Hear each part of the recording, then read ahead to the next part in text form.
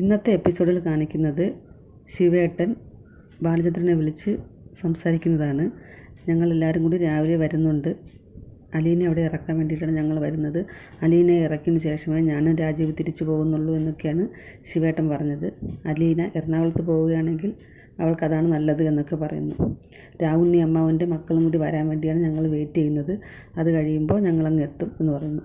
അപ്പോൾ ബാലചന്ദ്രൻ മേനോൻ പറയുന്നു, നിങ്ങൾ വെറുതെ സംസാരിച്ച് ഭീഷണിപ്പെടുത്താതെ ഇങ്ങ് വാ, ഞാൻ കാത്തിരിക്കുകയാണ് എന്നൊക്കെ പറഞ്ഞ് ഫോൺ കട്ട് ചെയ്യുന്നു. അത് കഴിഞ്ഞിട്ട് വൈജയന്തി ഇവരെ വിളിച്ചിട്ട് പറയുകയാണ്, നിങ്ങൾ ഇറങ്ങുമ്പോൾ എന്നെ വിളിച്ച് പറയണേ എന്നൊക്കെ പറയുന്നു. പിന്നെ കാണിക്കുന്നത് കൃഷ്ണമോളെയാണ്. കൃഷ്ണമോൾ സ്കൂളിൽ പോകാൻ റെഡിയായിട്ട് വരികയാണ്. അലീന അവളുടെ ബാഗിൽ ഫുഡൊക്കെ എടുത്ത് വച്ച് കൊടുക്കുന്നു. കൃഷ്ണമോളുടെ മുഖത്ത് നല്ല സങ്കടമുണ്ട്. ഇന്ന് എന്തെങ്കിലും സംഭവിക്കുമോ എന്നൊക്കെ അവൾക്ക് പേടിയുണ്ട്. അലീനയോട് പറയുന്നുണ്ട്, എറണാകുളത്തേക്ക് ചേച്ചി പൊയ്ക്കോളൂ, ചേച്ചി ഇവിടെ നിൽക്കണ്ട, പോയിട്ട് 2 ദിവസം കഴിഞ്ഞിട്ട് വരണം എന്നൊക്കെ പറയുന്നു. കൃഷ്ണമോൾ പോകാൻ ഇറങ്ങുമ്പോൾ രോഹിത്തും ബബിതയും കൂടി അവളെ കളിയാക്കുകയാണ്. നീ ഇന്ന് പോയാൽ ഇവിടെ നല്ല അടി നടക്കുന്നതൊന്നും നിനക്ക് കാണാൻ പറ്റില്ല, നീ ഇവിടെ നിൽക്കുന്നതാണ് നല്ലതെന്നൊക്കെ പറയുന്നു. അപ്പോൾ കൃഷ്ണമോൾ പറയുന്നു, ഒരു വീഡിയോ എടുത്ത് വച്ചിരുന്നാൽ മതി, ഞാൻ വരുമ്പം കണ്ടോളാമെന്ന്.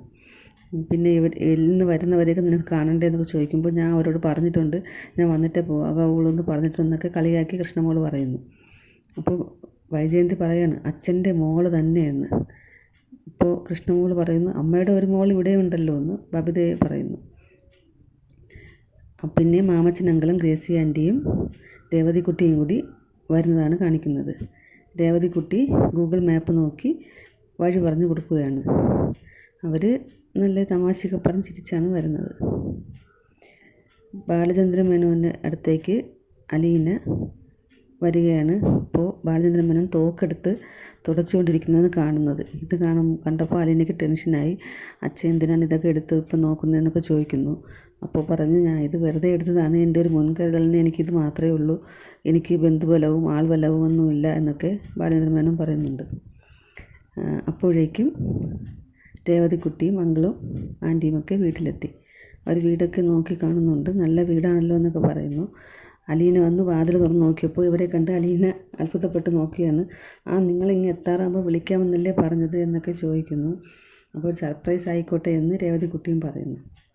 അകത്തേക്ക് കയറിയപ്പോൾ വൈജയന്തിയെ കണ്ടു. വൈജയന്തിയുടെ മുഖത്ത് ഒരു പുച്ഛഭാവമാണ് ഇവരെ കണ്ടപ്പോൾ. അപ്പോൾ ഇവരൊക്കെ ആരാ എന്താണെന്നൊക്കെ ചോദിക്കുന്നുണ്ട്.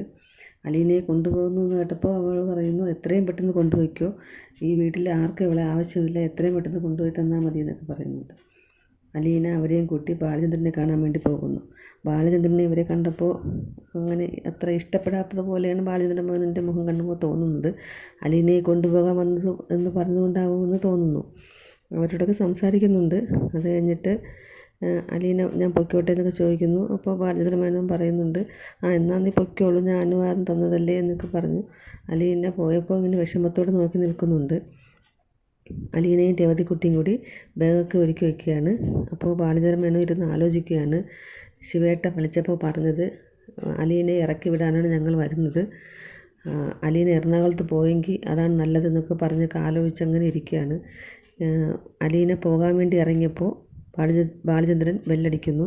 അപ്പോൾ അലീന ചെന്നപ്പോൾ പറയുകയാണ്, നീ ഇന്ന് പോകണ്ട, നീ പോയാൽ എനിക്ക് നിന്നെ സംരക്ഷിക്കാൻ പറ്റില്ല, അവർ എറണാകുളത്ത് വന്ന് നിന്നെ അപായപ്പെടുത്തും, ഭീഷണിപ്പെടുത്തും എന്നൊക്കെ പറയുന്നു, അതുകൊണ്ട് നീ ഇന്ന് പോകണ്ട എന്ന് ബാലചന്ദ്രൻ പറയുന്നു. അപ്പോൾ ധർമ്മസങ്കടത്തിലായതുപോലെ അലീന നിൽക്കുകയാണ്. അതോടുകൂടി ഇന്നത്തെ എപ്പിസോഡ് അവസാനിച്ചു.